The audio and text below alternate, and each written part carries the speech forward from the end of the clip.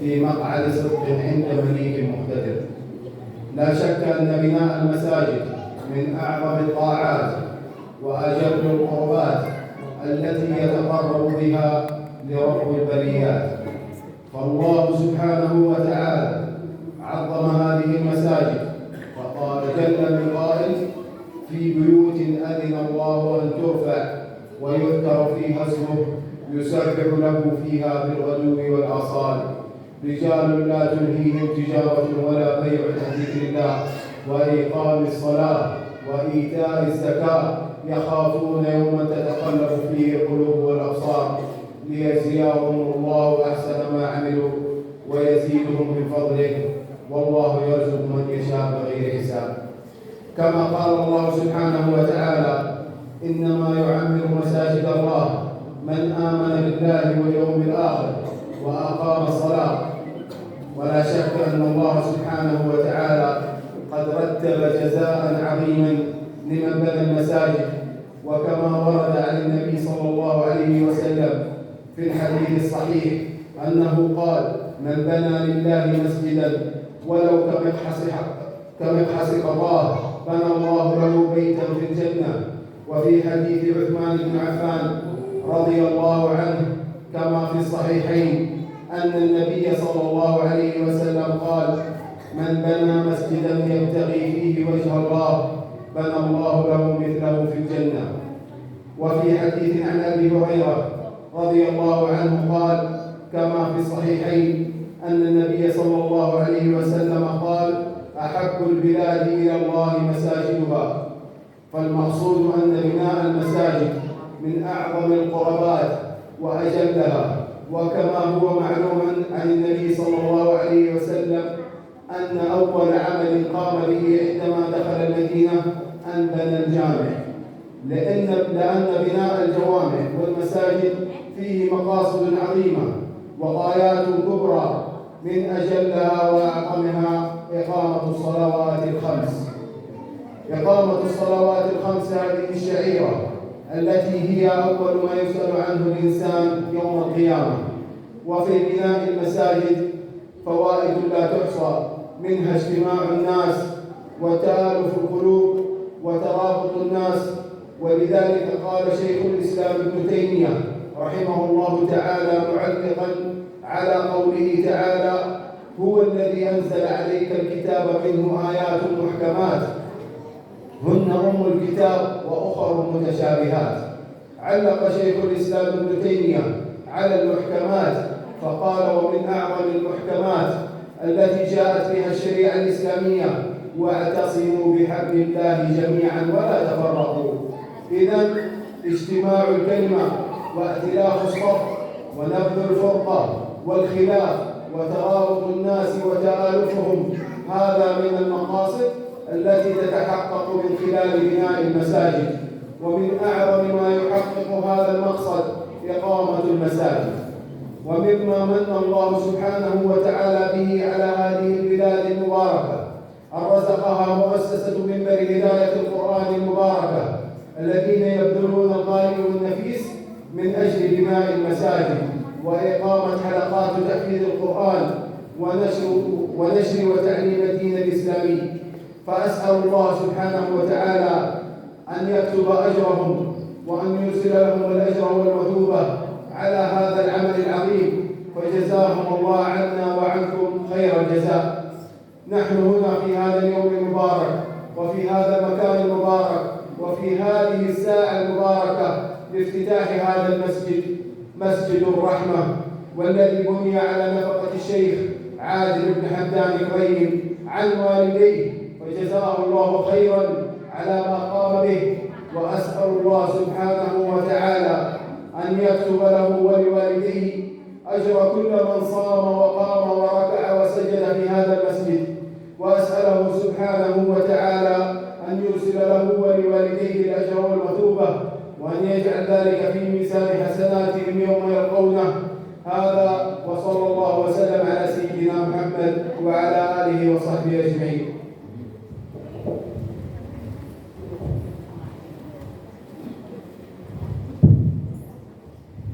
Bismillah. Assalamualaikum warahmatullahi wabarakatuh. wabarakatuh. Waalaikumsalam warahmatullahi wabarakatuh. Mohon izin Bapak Ibu, Pak Kepala Desa, kami akan terjemahkan ataupun kami akan ringkas apa yang beliau sampaikan.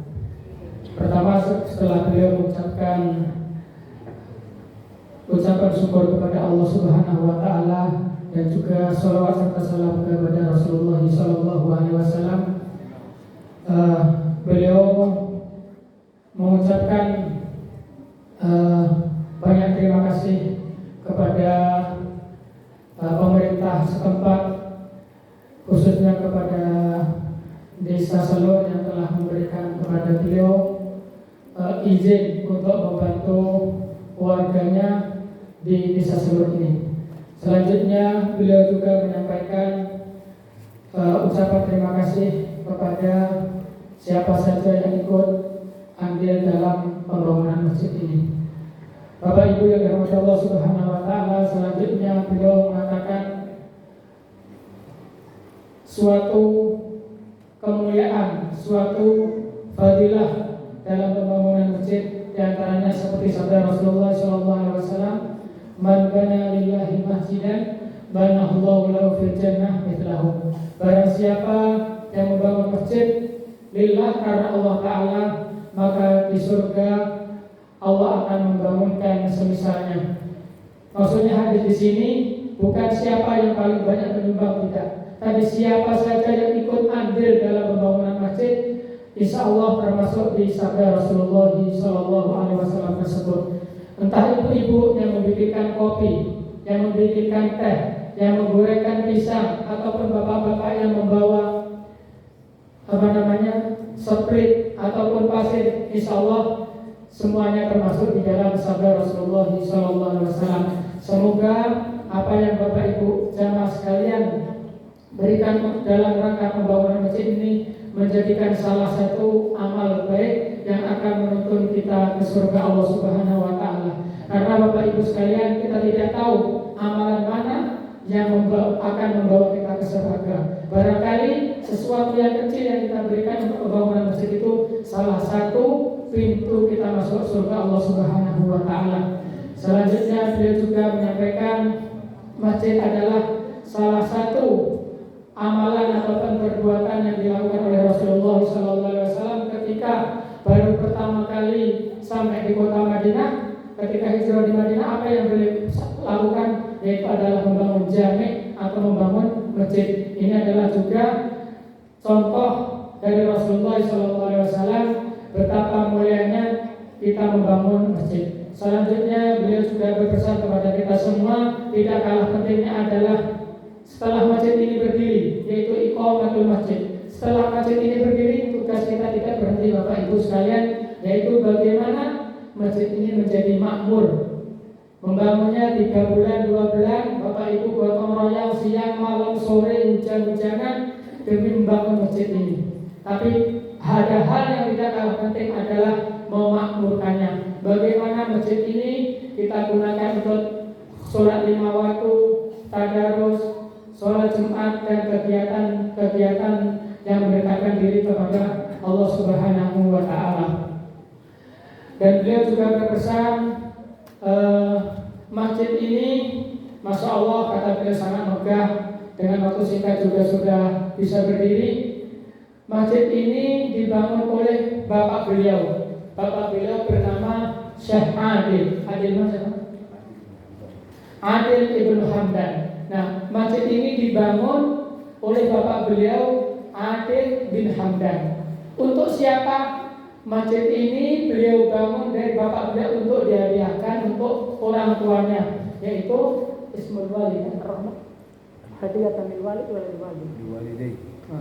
Jadi masjid ini dihadiahkan, diniatkan kepada kedua orang tuanya dan diberi nama Masjid Ar-Rahmah. Masya Allah, kalau orang Saudi, orang Arab itu membantu sesama, terutama di dalam pembangunan masjid itu berlomba-lomba.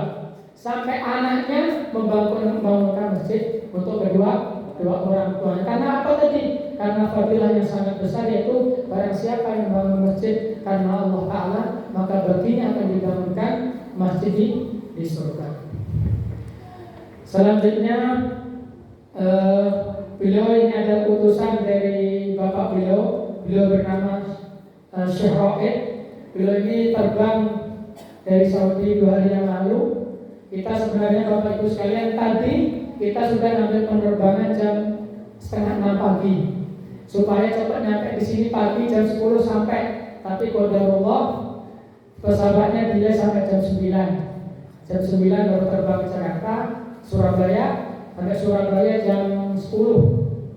Nah, baru keluar bandara setengah 11, jam 2 baru sampai di sini. Jadi sekali lagi kami atas nama donatur dan perwakilan serta atas nama Yayasan mohon maaf yang sebesar-besarnya. Seharusnya jam segini Bapak Ibu sudah mempersiapkan, mungkin ada yang ngeramban buat kambing-kambingnya ataupun sapinya. Jadi kami mohon maaf sebesar-besarnya sudah mengganggu waktu Bapak Ibu jamaah sekalian. Tapi insya Allah saya yakin tujuan Bapak Ibu untuk hadir di sini insya Allah dicatat kebaikan oleh Allah Subhanahu Wa Taala dan semoga menjadi salah satu amal baik kita nanti. Selanjutnya kami atas nama yayasan memohon maaf apabila tim kami yang di lapangan dari awal mulai survei tempat hingga saat ini ada kata-kata ataupun perilaku yang tidak berkenan khususnya kepada panitia, mungkin dikejar laporan atau dikejar-kejar supaya cepat selesai, mohon dimaafkan. Dan semoga sekali lagi apa yang kita sumbangkan untuk pembangunan masjid ini menjadi salah satu amal baik kita. Sekali lagi kami atas nama yayasan dan juga atas nama donatur memohon maaf dan doakan donatur perjalanannya dimudahkan Allah Subhanahu Wa Taala. Dan jangan lupa Bapak Ibu sekalian di sujud sholat 5 waktu Bapak Ibu di masjid ini didoakan donatur bernama Syekh Adil, semoga rezekinya dilapangkan oleh Allah Subhanahu Wa Taala dan keluarganya menjadi keluarga yang sakinah mawaddah warahmah dan anak putra putri beliau menjadi soleh dan solehah dan rezekinya di lapangan sehingga bisa membantu saudara-saudara kita yang ada di Indonesia.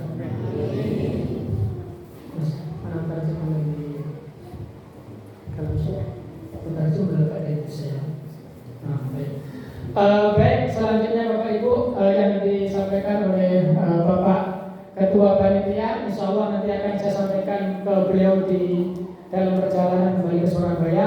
Tadi mau saya terjemahkan langsung di sini, cuma takutnya Bapak Ibu nanti malah bingung. Jadi nanti insya Allah akan saya sampaikan ke beliau, termasuk tadi katanya ada apa? Talut, terus ada keras, terus ada apa tadi? Sumur buat warga sekitar ya. Terus juga tentang kurban. Insya Allah nanti akan saya sampaikan ke beliau. Ya, didoakan aja semoga permintaan tadi diijabah ataupun di-ACC beliau. Kalaupun tidak sekarang, semoga tidak lain waktu semoga diijabah dan kita berbanyak doa kepada Allah Subhanahu Wa Taala. Amin. Yang kami